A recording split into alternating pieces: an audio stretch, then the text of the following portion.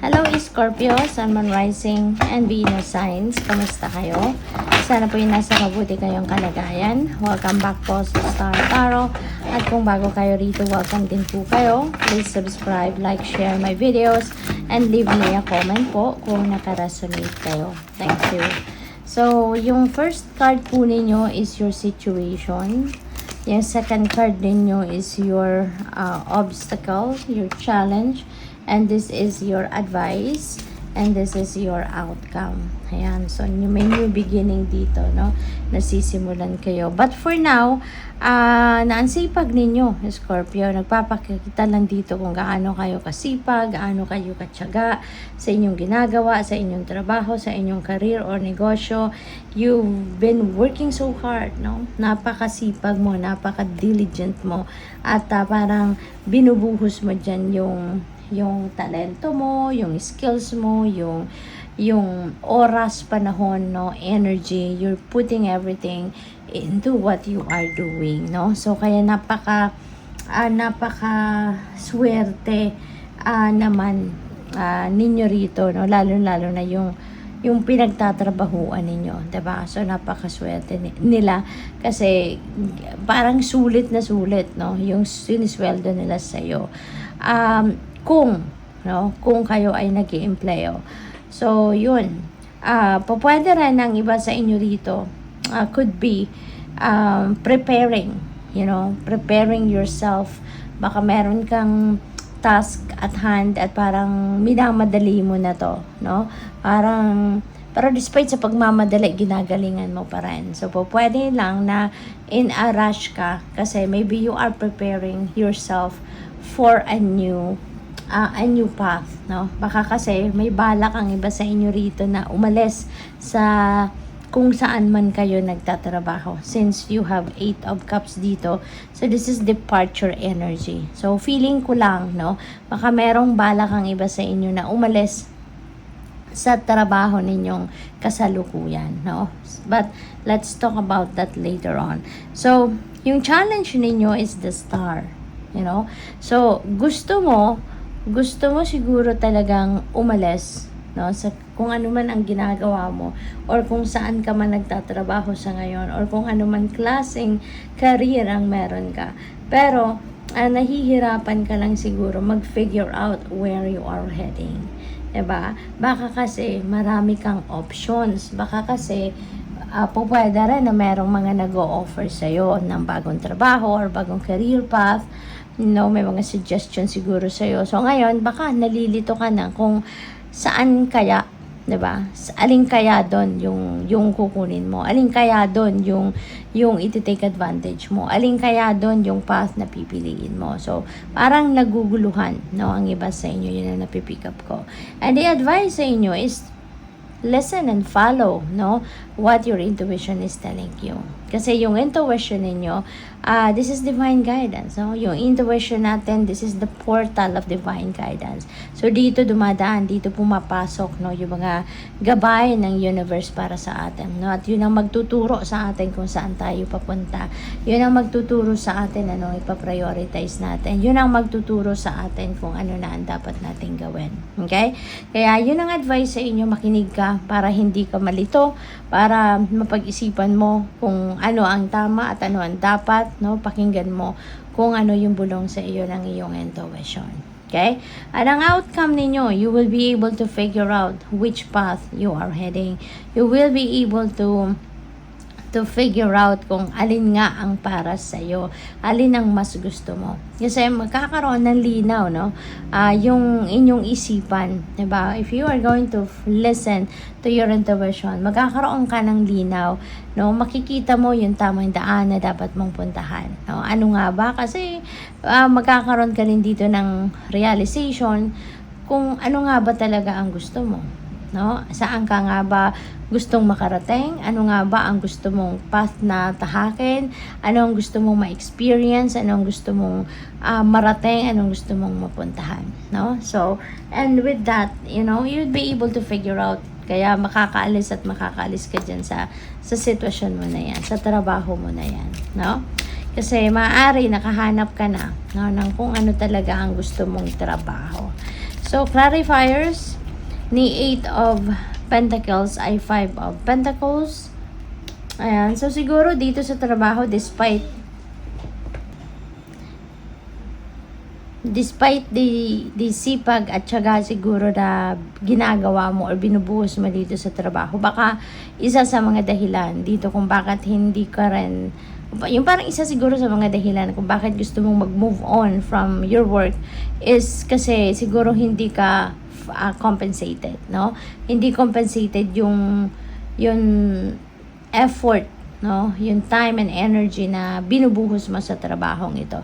Kaya po pwede rin na yun ang isa sa mga dahilan, no? Kung bakit gusto mo din umalis.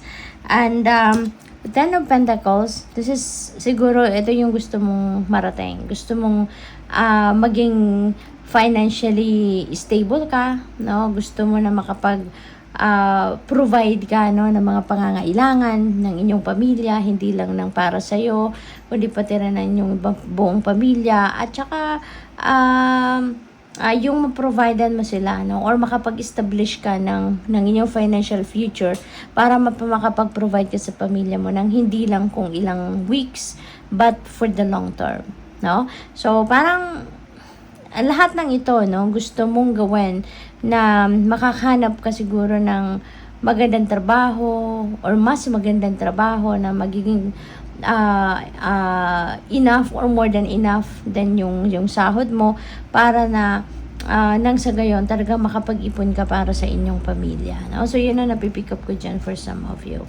So for the star, we have 3 of cups. Ayan, so there could be celebration dito, no? There could be celebration na po pwedeng kayo ay maiimbitahan. Pero ang napipick up ko dito dahil sa sobrang daming ginagawa ninyo or sa sobrang pagod siguro kasi baka yung trabaho ninyo, although ang sipag-sipag ninyo, kaya siguro baka physically demanding din yung trabaho ninyo. Kaya despite these invitations na of a celebration, baka dahil sa pagod hindi na kayo maka-attend, no? Baka dahil sa pagod hindi ninyo ito napupuntahan ng mga celebration na yan or invitation. So we have 6 of Swords dito. So moving on. Now, moving on na talaga ang dapat ninyong gawin dito, Scorpio. Kung if this message resonates with you, sa situation ninyo. So, moving on. Yun ang advice sa inyo. Move on na kayo. This is not, you're not happy anymore with this. So, ano pang hinihintay ninyo? Kung meron na kayong pagkakataon, at kung sa binubulong ng intuition ninyo, go for whatever it is, na nakikita ninyong bagong opportunity na alam ninyong dito kayo mas magiging maayos, then go for it. Pwedeng magra-relocate talaga dito ang iba sa inyo, Scorpio. So, feeling ko meron ditong pagta-travel kasi po pwedeng magra-relocate kayo.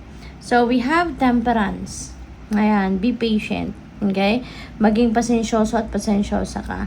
Kasi, alalahanin nating lahat, no, Scorpio. Alalahanin ninyo na hindi lahat ng nangyayari sa buhay natin ay according sa will natin, according sa plano natin, or papasok sa papasok sa timeline na gusto natin. 'Di ba? Kaya kailangan natin maging maging pasensyosa because pwedeng meron ditong mga delays, pwedeng meron ditong kailangan na maghintay ka, yung mga ganon. Okay? So, let's see kung ano pa mga messages sa inyo. And before that, maraming salamat muna for subscribing. And if you haven't subscribed yet, subscribe na po kayo. Thank you.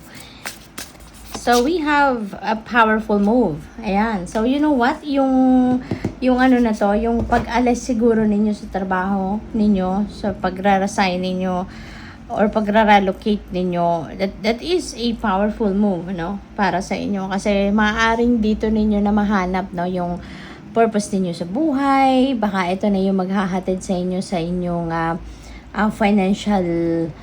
financial success, baka dito mo na mahahanap yung talagang lugar kung saan kayo magiging masayang-masaya, kung saan kayo magiging fulfilled, kung saan kayo magiging contented, So, pwedeng ganon ang sitwasyon rito.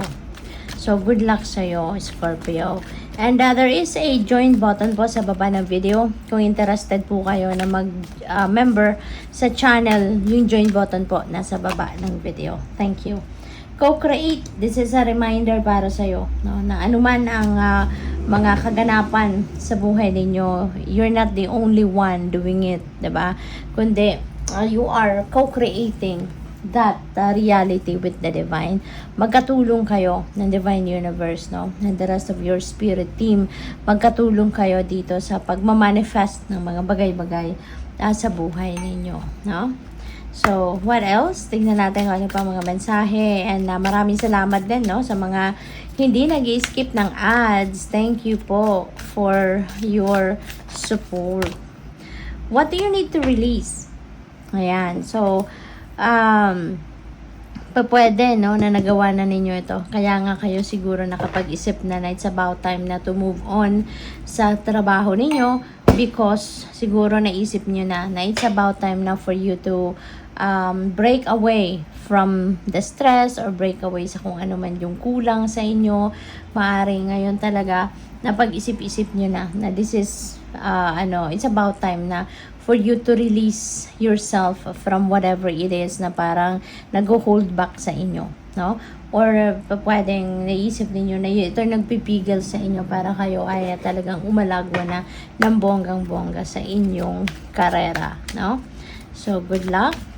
Tignan natin kung ano ang inyong final message. We have acceptance. I am learning to accept the things that I cannot change. Napakaganda. This is just showing how emotionally matured you are, you know? Kasi meron ditong sense of surrender dito sa acceptance na to. Maybe you are surrendering to the divine already. You're surrendering to the natural ebb and flow of life, no? Na tanggap mo na.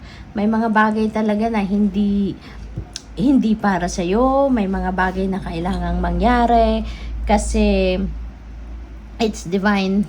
It's part of the divine plan. It's part of your soul's evolution. No, tanggap mo na. No, tanggap mo na may mga bagay that is beyond your control. So napakaganda kasi ibig sabihin nito na pinapaubaya mo na sa universe, no? Ang lahat-lahat. So good luck sa iyo. Thank you for watching. Love and light. Namaste.